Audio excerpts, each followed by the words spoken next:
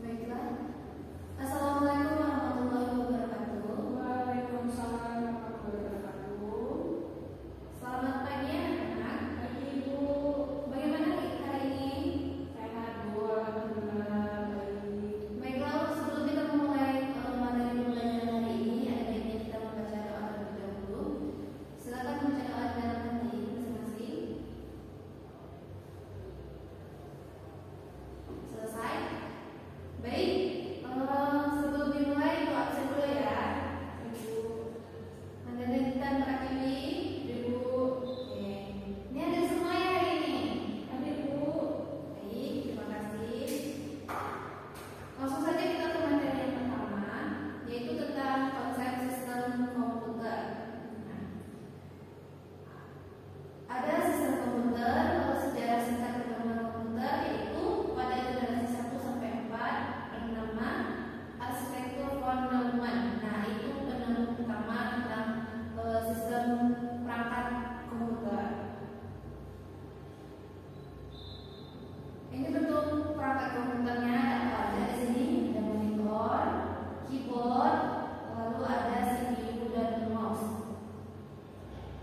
Pengertian sistem komputer juga merupakan serangkaian atau sekelompok mesin elektronik yang terdiri dari ribuan bahkan jutaan komponen yang paling bekerja sama serta membentuk sistem kerja yang rapi dan teliti.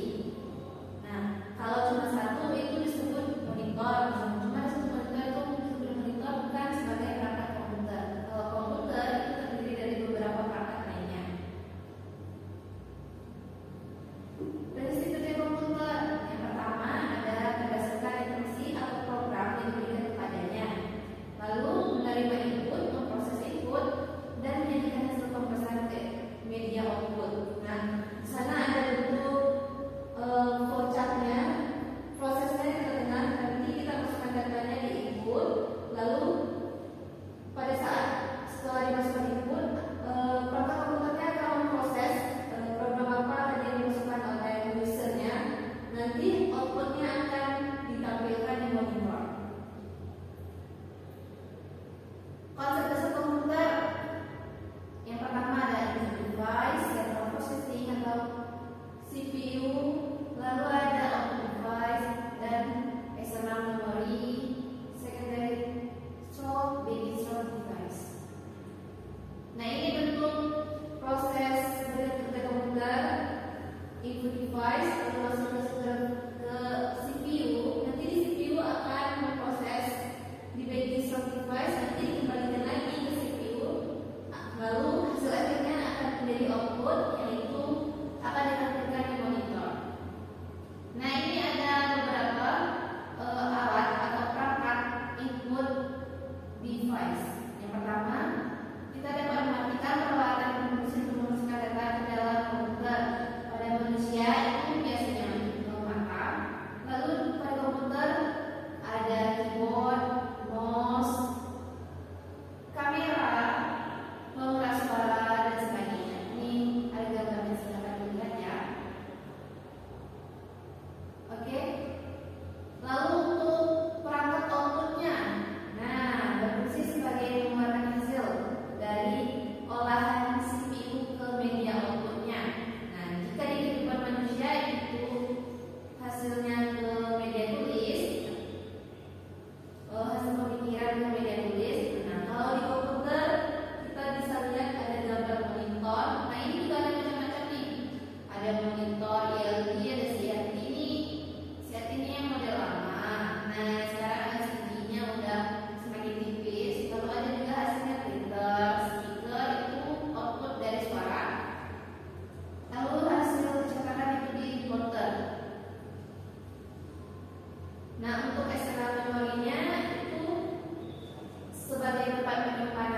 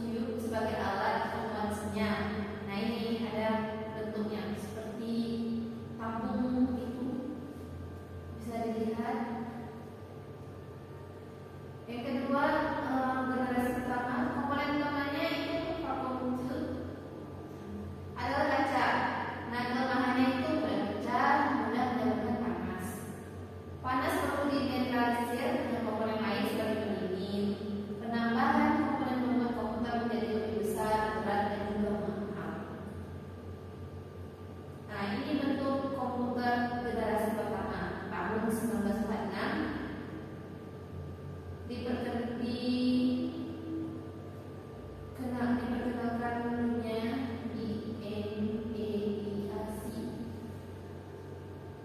dalam bentuk sebesar ini yang lebih besar dari UKAS.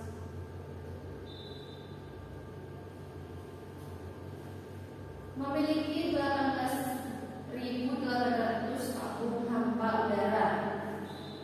Bobotnya sekitar 30 ton, panjangnya 30 meter, tingginya 2,4 meter, dan daya listriknya 174 kilowatt. Nah, bayangkan sebesar apa komputer pada generasi pertama. Kalau dibawa susah kan? Pada pertengahan abad 1960-an, John Manaman bergabung dengan tim University of Valencia dalam usaha membuat mesin komputer hingga 40 tahun mendatang. Meski dipakai dalam teknik komputer, menghasilkan arsitektur komputer modern pada Jerman. Ini boleh dibaca ya.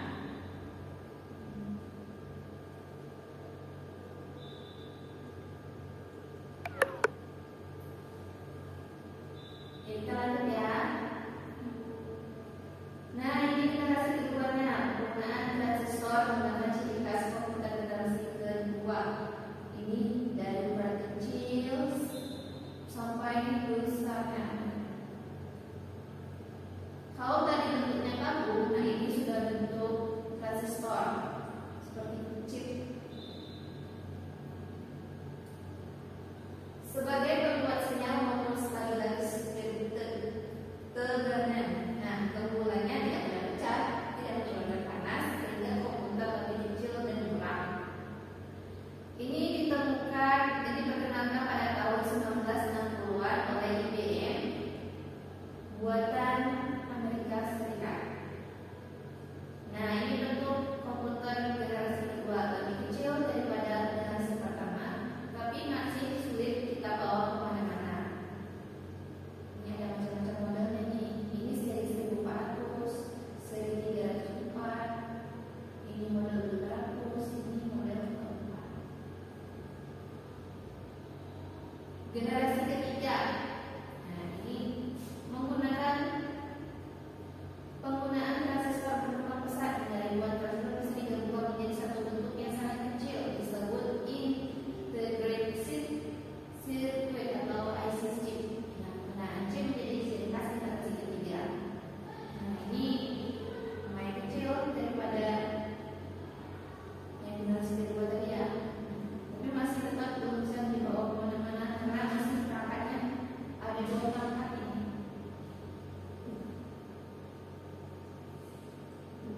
Merupakan komputer pertama yang menggunakan IC, diperkenalkan pada tahun 1964. Nah, untuk generasi keempat sudah ada mikroprosesor atau memadatkan ribuan IC ke dalam sebuah chip.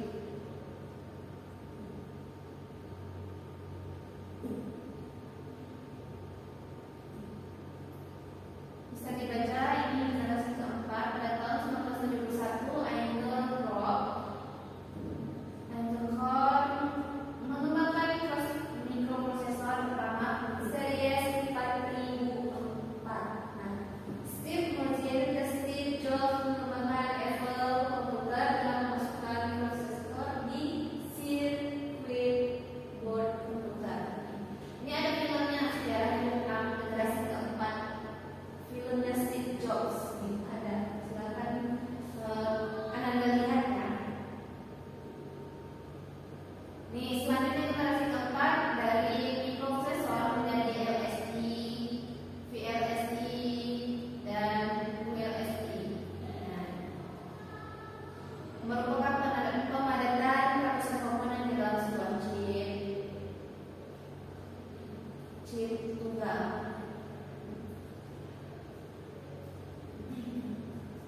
Oke, ini ada bentuk sentral, bentuk CPU. Nah, dalam CPU itu ada apa aja sih? Ada main memory, ada arithmetic logic unit, program control unit, sama input output equipment.